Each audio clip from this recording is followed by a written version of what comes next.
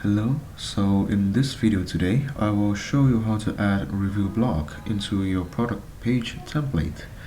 So first, you need to click on the Customize Store button, and then you press Customize. In here, on the menu bar, you press Products, and then you choose the template you want to add. For example, at here, I choose review as a block. So on the left hand menu, you press add section, and then you choose the review block you want to add. For example, I choose review widgets.